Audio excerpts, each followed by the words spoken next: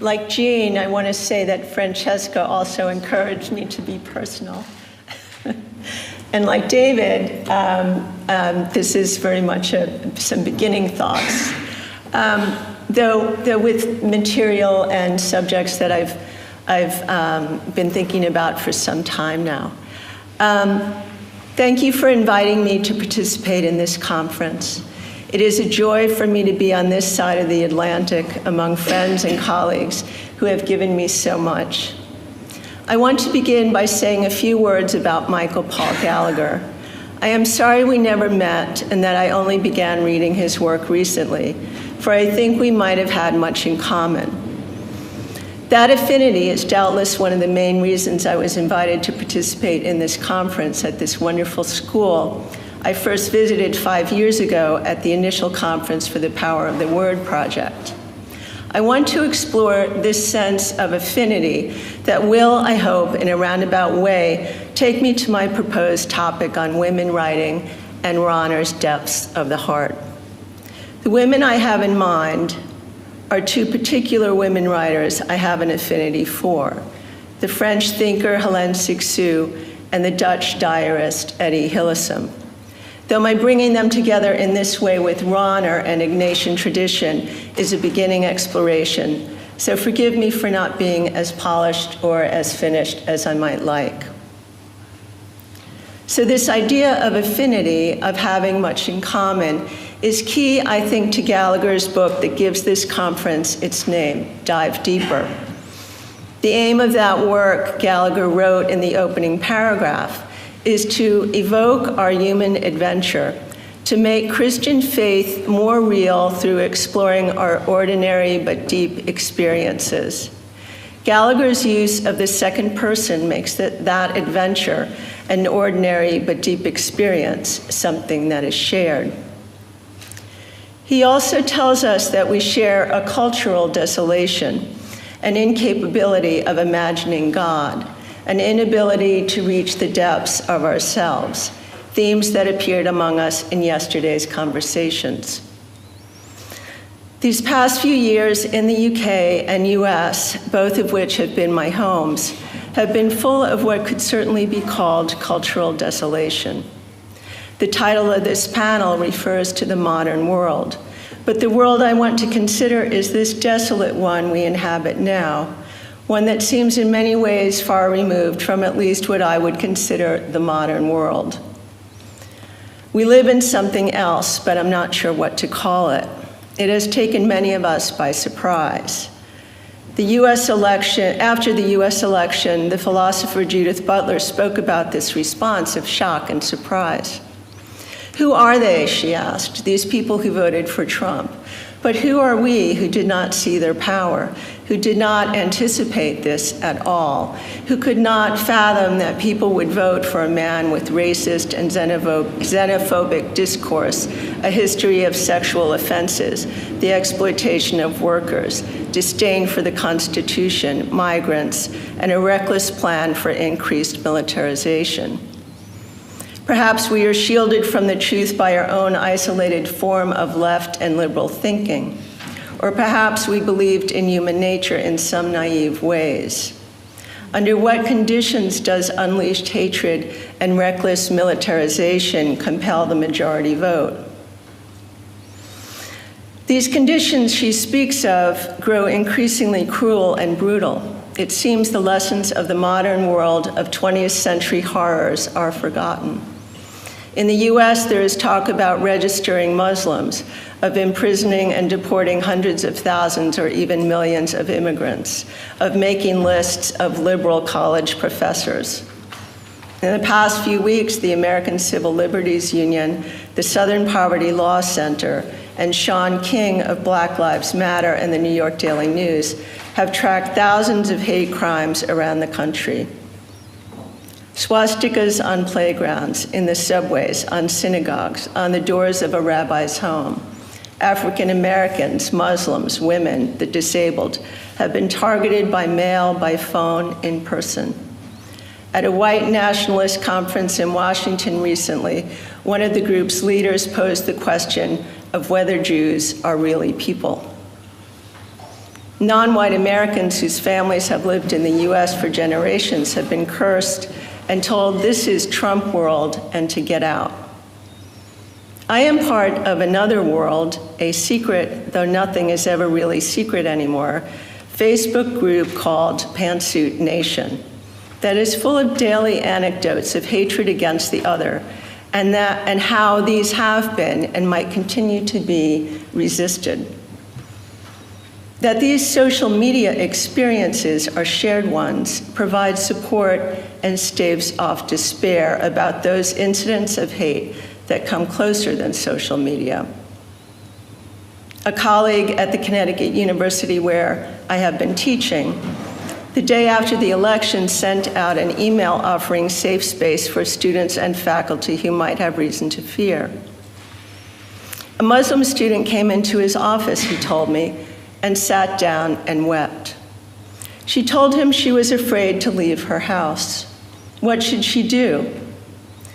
The colleague's wife teaches in Iowa. 2 of her women students were walking from town to campus when men in a pickup truck flying a Confederate flag on election night yelled, "We will grab your pussies, Trump Nation." The fear is palpable. My dearest and oldest friend urges me to buy a gun and go to the gun range for practice. I am afraid for my Jewish friends, for my gay friends, for women, Hispanics, people of color, Muslims. I am afraid for myself, for my students. I teach seminars in the Catholic intellectual tradition in which I am expected to show the students how to have scholarly conversations that are respectful, honest, open, community building. In this climate, it often seems an especially impossible and hopeless task. My students exist in a world with infinitely less hope in human progress and in faith in God than the America of the modern world. What can Ignatian tradition offer to such a world? In Dive Deeper, Gallagher claimed that whatever the circumstance, his life had taught him to believe both in humanity and in God. That disposition is perhaps the best of what Ignatian tradition can offer. To foster it, Gallagher urges that we dive deeper, and his conviction was, he wrote, that imaginative writers like biblical prophets can deepen our angle of seeing. Karl Rahner, the great Jesuit theologian of the 20th century, also believed this to be true, and Gallagher notes this. For Rahner, Gallagher writes, great poetry exists only where one faces radically what one is. In Rahner's theology, poetry can reach the heart, unite the scattered self, and prepare for recognition of revelation. In one of the books to be feted tonight, Poetry and Prayer, the second volume of the Power of the Word project, I have written of Karl Rahner's neglected attentiveness to and love of poetry, of how he notes an affinity between poetry and prayer, of how, he says, Christianity must have an intimate relationship with the poetic word because of its special intrinsic relationship to the word. To be a Christian, he believes, one must have the power of hearing and understanding words of the heart, words that affect what they signify and penetrate into the primordial center of the human being.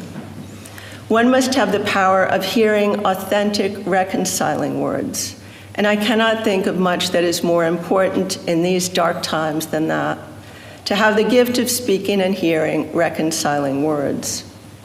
This power to hear, Rahner wrote, means that one has heard the poetic word and abandoned oneself to it in humble readiness, till the ears of the Spirit were opened for it and it penetrated his, and I will add her, heart. Geza Elspeth Thiessen recognizes Rahner's love of poetry and links it to what Rahner referred to as anonymous piety, a piety outside the church that is sustained by the experience of God.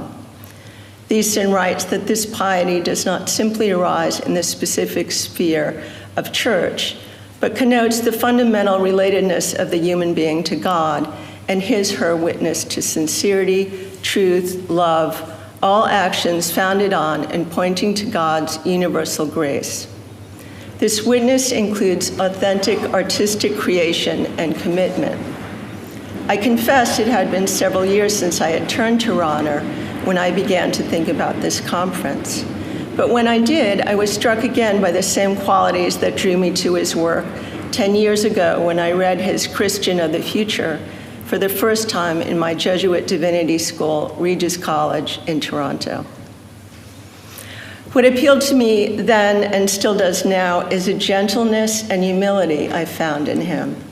His constant concern for the pastoral, traits sorely needed in our aforementioned cultural desolation. And then there is his awareness of grace outside the church and his desire to reach out in friendship to those of other religions and no religion. I loved his basic optimism and intense concern for the integrity of the human being. He was very much an inhabitant of the modern world, yet he ought to be welcomed as a balm for this one. He creates, and for me and perhaps many others, a rare space in the Catholic Church in which to find welcome and consolation. Gallagher speaks of Rahner in a way that suggests he felt a resonance similar to my own. For Rahner, Gallagher writes, experiences of God happen not only in contemplative adoration or in moments of special self-transcendence, but mainly in humdrum and hidden fidelities. Whenever we live with trust or courage, we encounter the mystery of God, here quoting Rahner, in the concrete experience of our everyday life.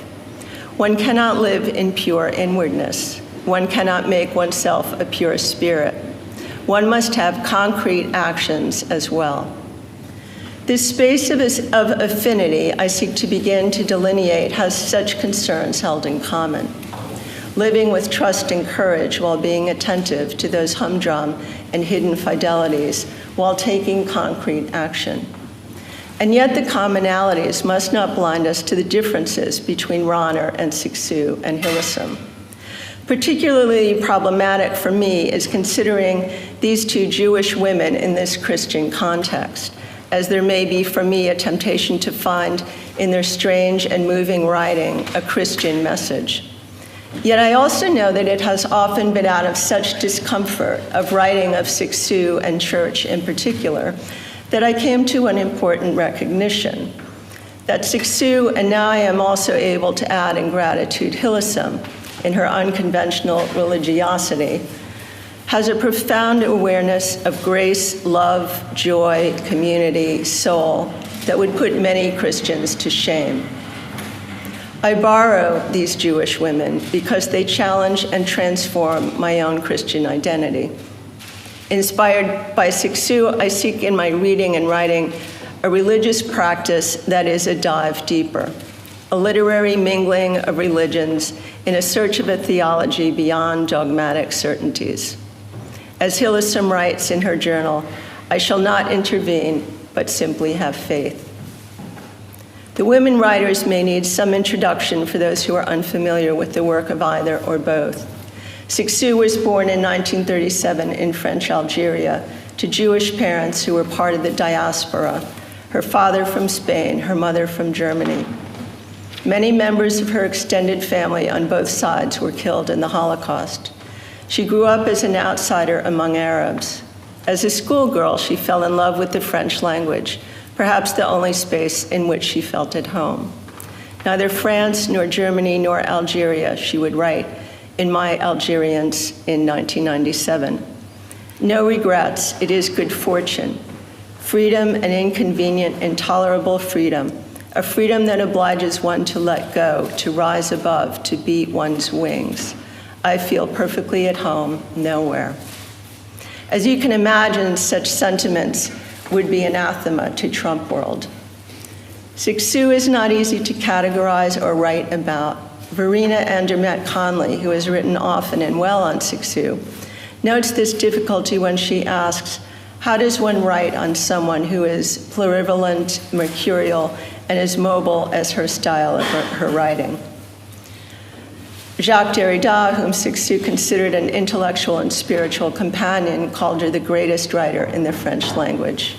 a poet-thinker, very much a poet, and a thinking poet.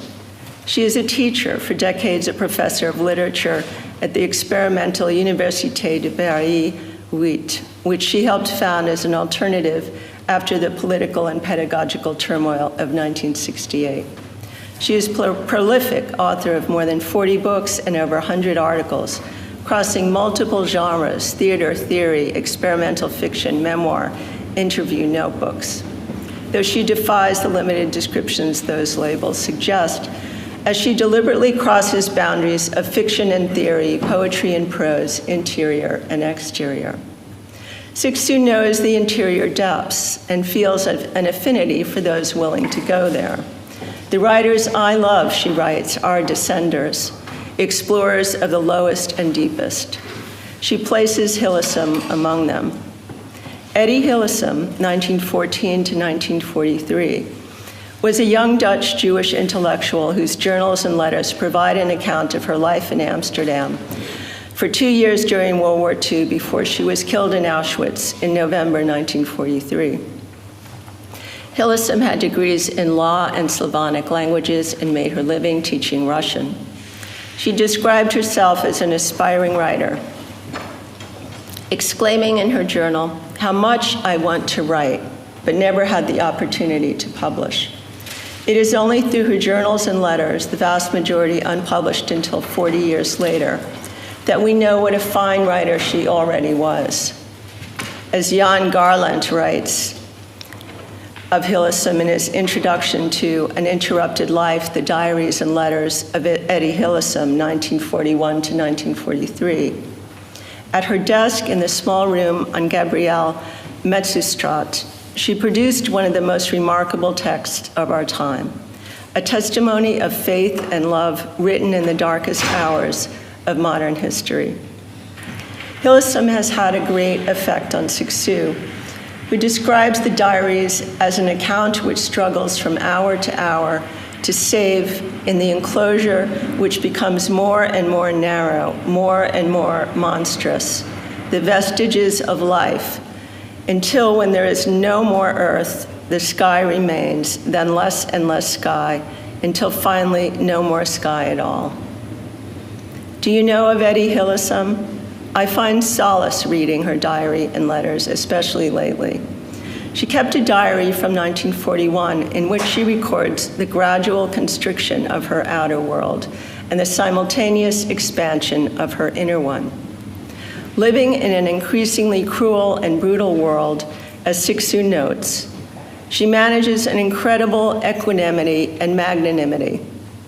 I find there is something in the tone of those traits of hers that is Ignatian. Listen to her entry of 24 July, 1942.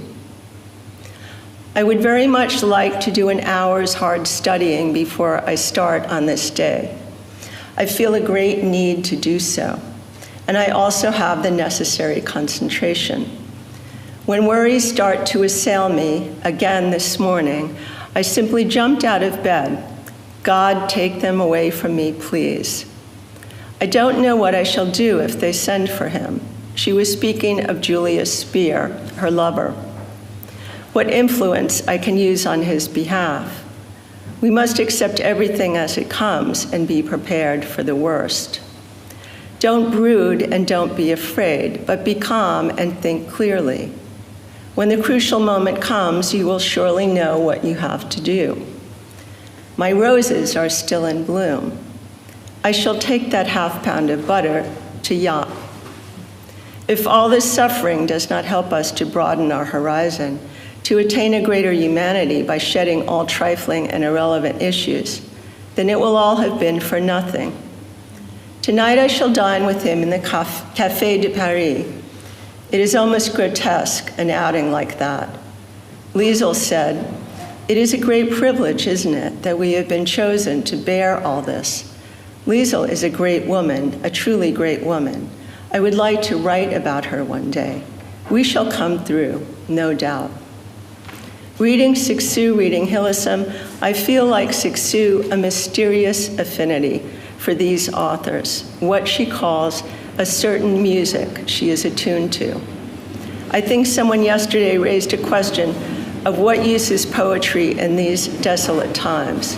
Something like that. A Hölderlin, a Heidegger question.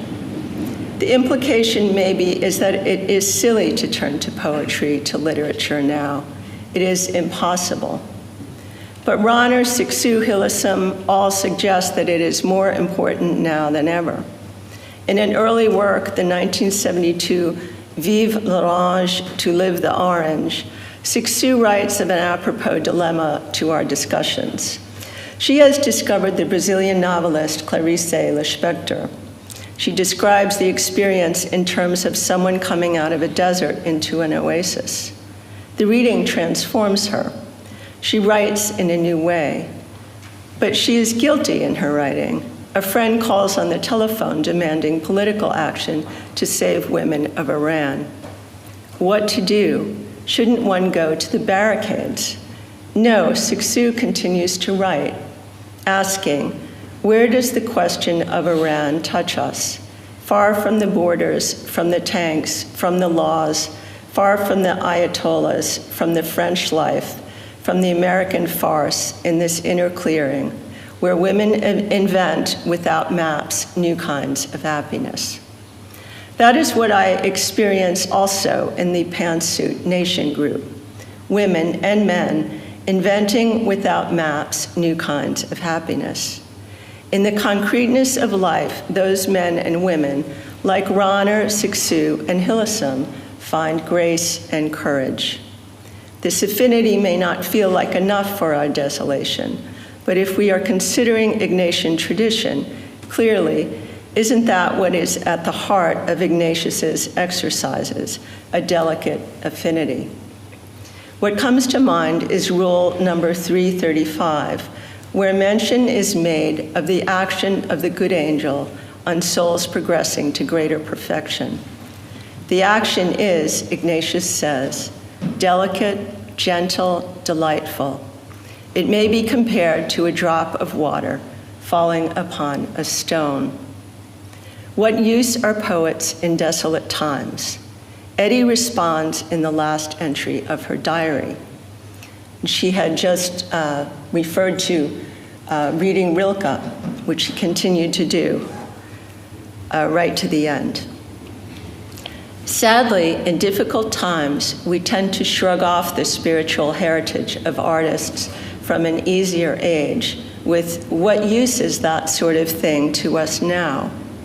It is an understandable but short-sighted reaction and utterly impoverishing. We should be willing to act as a balm for all wounds. Thank you.